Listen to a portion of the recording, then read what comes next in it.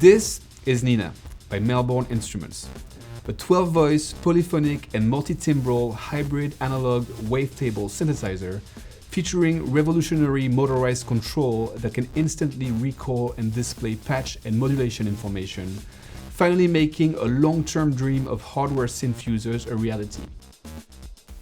And that's not the only trick up Nina's sleeve. On top of its hypnotizing motorized knobs, Nina is an incredible sounding synth with 2 ground-shaking analog oscillators and a 3rd digital wavetable oscillator, 12 voices unison, a great sounding 4-pole transistor ladder filter, a powerful modulation matrix, patch morphing, Melbourne Instruments infinite spin trick, multitimbral capabilities and built-in effects. Nina also features a crisp LCD display with free soft keys for effortless control and crunching the numbers under the hood and making all the magic happen, a powerful Raspberry Pi 4 computer running Elcodio OS. Let's hear it.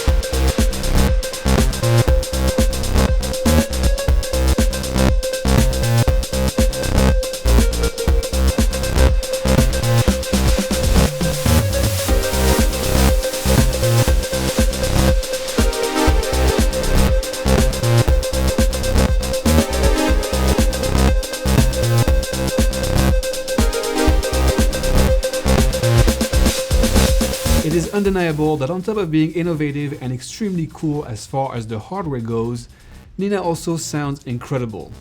I love the design of the unit. The red computer keyboard keys and the monochrome LCD screen really give the unit that retro spaceship vibe and feel that I'm really digging. Let's start with the motorized knobs.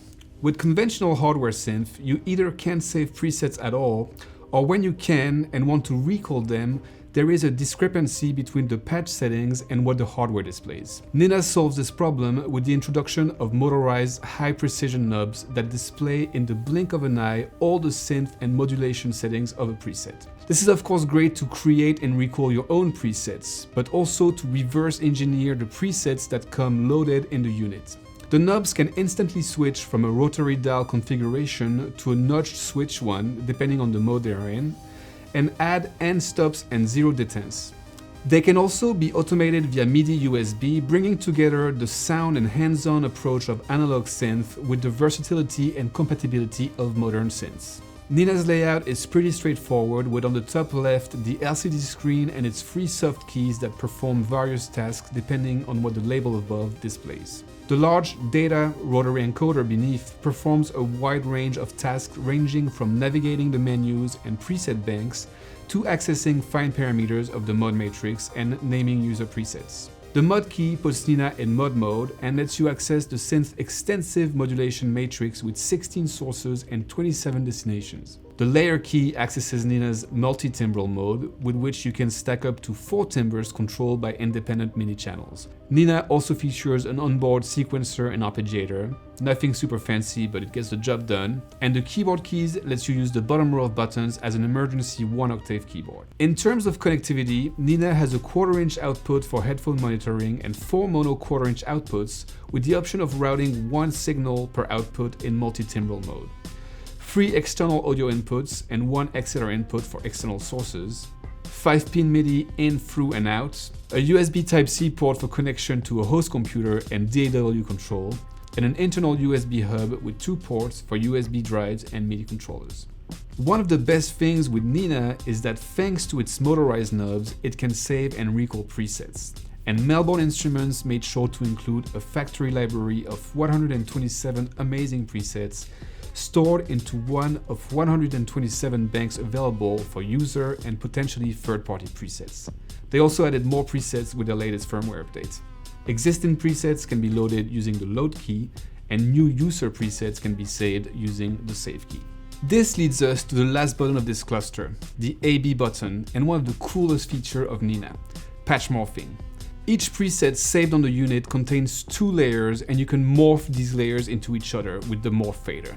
Yes, Morph Fader will show your preset the true nature of the dark side.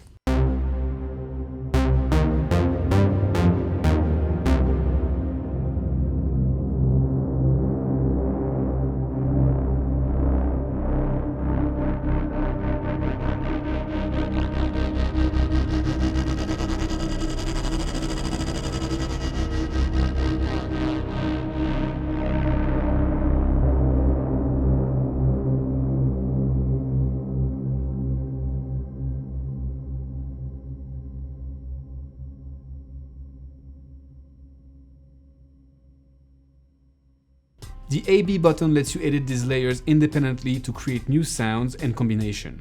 Now let's take a look at the signal path and synth engine of Nina. Each of the 12 voices of Nina has 3 oscillators, 2 analog and 1 digital wavetable oscillator, that are fed into a mixer along with the noise source. That signal is fed into an analog drive circuit and then to a 4-pole traditional ladder filter. It then goes into 2 stereo VCAs, resulting in some pretty cool panning options and an infinite spin effect, and then out to the outputs. Nina also features a digital effect circuit which you can mix in at the very end of the signal path. Now back to the source. Nina features 2 analog oscillators, VCO 1 and 2, and 1 digital wavetable oscillator. Oscillators 1 and 2 can generate a blend of triangle and sawtooth, and a square wave with variable pulse width.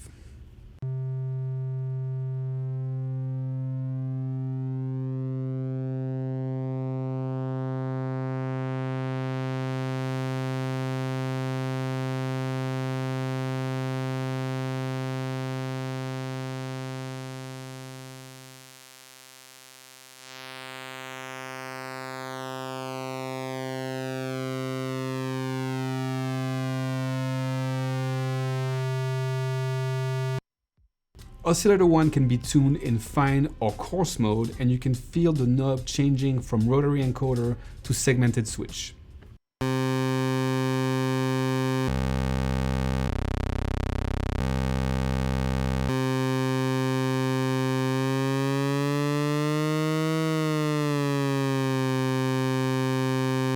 Oscillator 1 also features a sub-oscillator that can be toggled on and off by punching the sub key.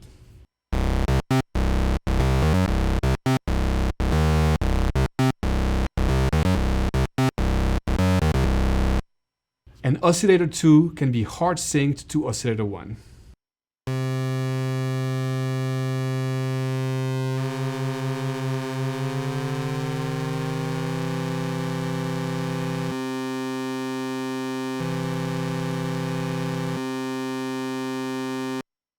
Oscillator 3 is a digital wavetable engine and comes with a wide selection of wavetables to choose from using the shape knob.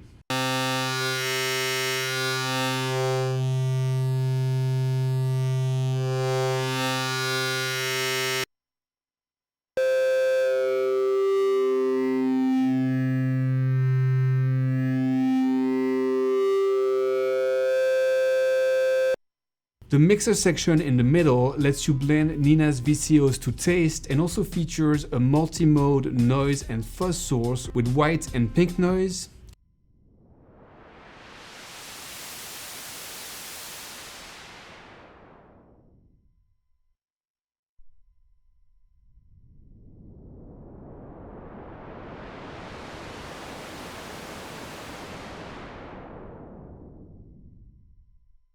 XOR, a ring mode between the square wave shapes of oscillator 1 and 2, or external audio from the external audio input. The signal then goes through an internal overdrive circuit with a dedicated drive knob, which is a great way to get a punchier sound.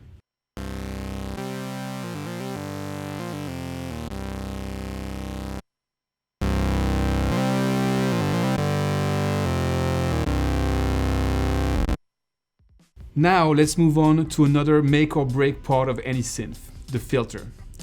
Nina features a classic 4-pole 24 dB per octave transistor ladder filter, but as always with filters, I like to let them talk for themselves. So here is Nina's filter in action.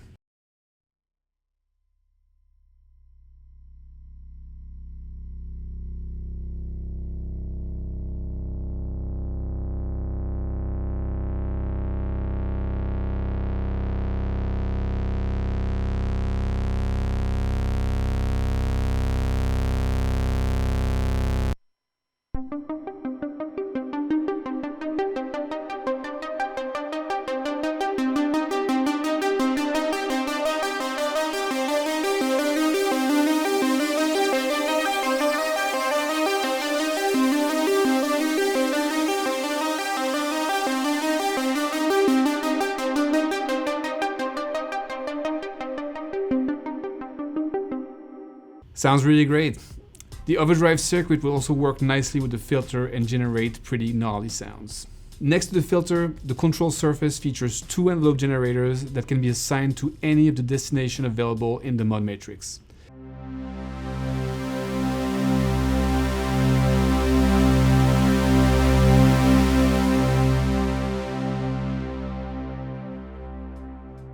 Nina features 2 parallel VCAs which can be used in interesting ways for advanced panning capabilities. One of these effects is the very cool infinite panning trick devised by MELBOURNE Instruments that they labeled Spin, which simply described alternates the VCAs to create this 360 sound effect.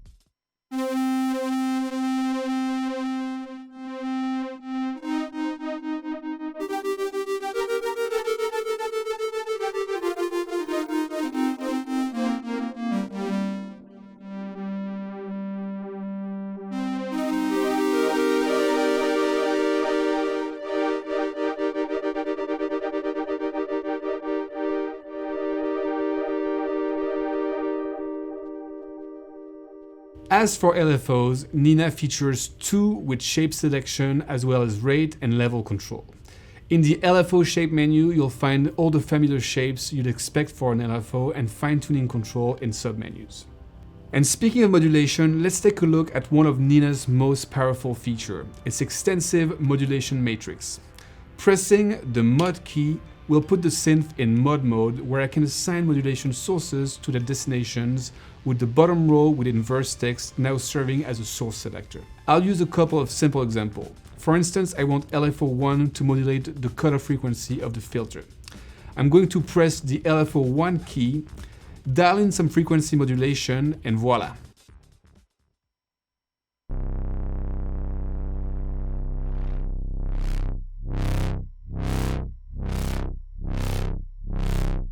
Now I want LFO1 to modulate the wavetable position of oscillator 3. So I'm just going to turn the position knob, and now you can clearly hear LFO1 modulating the wavetable position.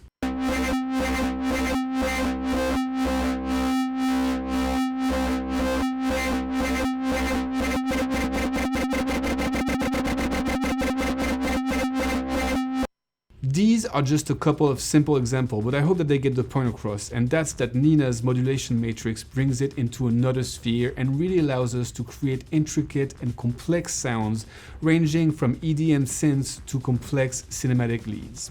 Nina comes with a digital effects circuit you can mix in with the output with 3 types of effects: chorus, delay, and reverb, which you can use one at a time and control via the screen and soft keys and the effect send knob. You can get 2 types of chorus in what seems to be an homage to a certain classic Roland synth.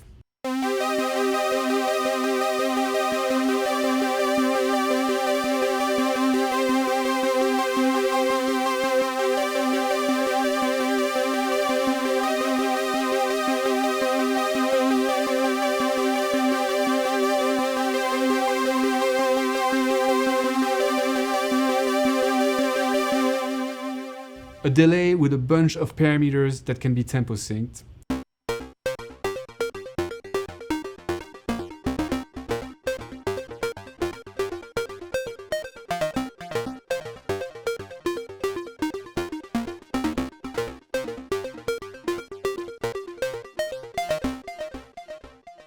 and a really nice reverb with a few different presets.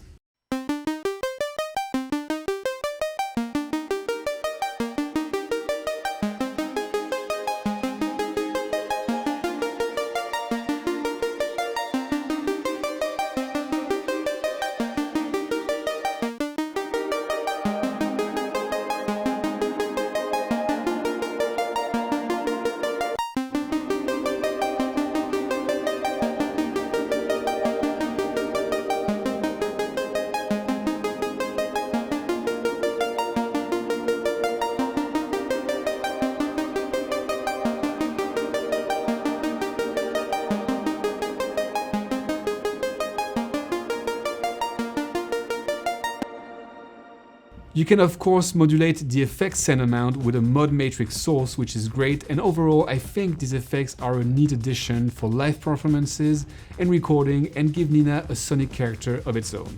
As I mentioned earlier, Nina is also a multi-timbral synthesizer, and you can stack up to 4 layers on top of each other. Assign a specific number of voices to each layer and sequence them individually with a multi-track MIDI sequencer. So here in this example, you can see that I have a bass loaded on layer 1, pads on layer 2, keys on layer 3, and a lead on layer 4. And each of these layers are triggered by independent MIDI channels.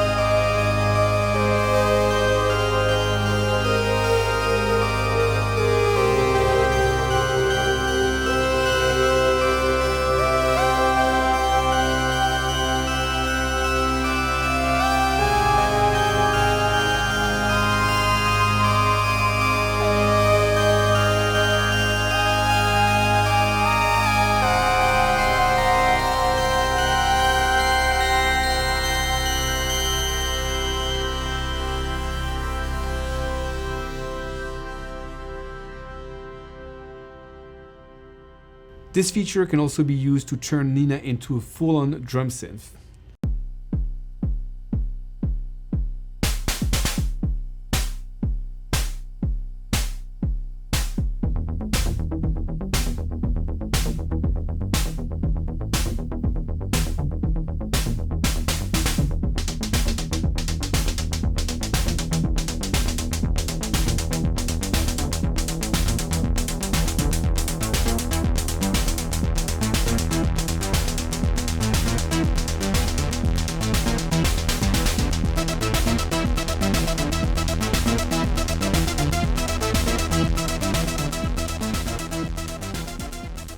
You can create your own layer combinations and save them for future use. The layer menu is also where you can access the unison settings. Nina is a synth with 12 voice polyphony, but you can use this 12 voice for unison, which is great for soaring leads.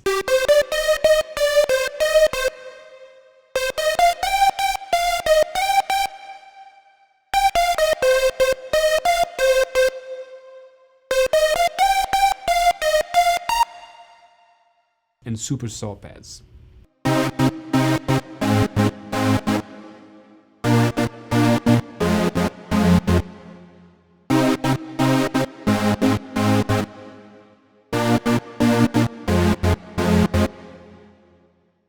So that pretty much covers it for Nina by Melbourne Instruments, and I have to say I am really impressed. One could see these motorized knobs as a gimmick, a novelty just aimed at turning heads. But it's much more than that. It's a truly welcome step up in the world of hardware synth that makes the exploration and creation of new sounds even more rewarding, and I'm curious to see the changes it will bring in the rest of the synth world. I know it saved me a lot of time and stress when I was creating the demos for this video, knowing I could just recall the presets at the touch of a key. And putting the knobs aside for a moment, Nina is just a great sounding synth that I would have a ton of fun creating music with, even if it had an old school control surface. Nina is the perfect mix of old and new school, and I look forward to see what new features and upgrades Melbourne Instruments will implement in future firmware updates. And talking about firmware updates, they already released one that fixes a few bugs that were present in the original version of the firmware. So make sure to update your unit to the latest firmware when you get it. So what do you think about Nina, its incredible motorized knobs, and how it sounds? Would you like to incorporate one in your studio and workflow? Let us know in the comments below. This was Gabe with B&H. I hope you enjoyed the music, and I'll see you next time.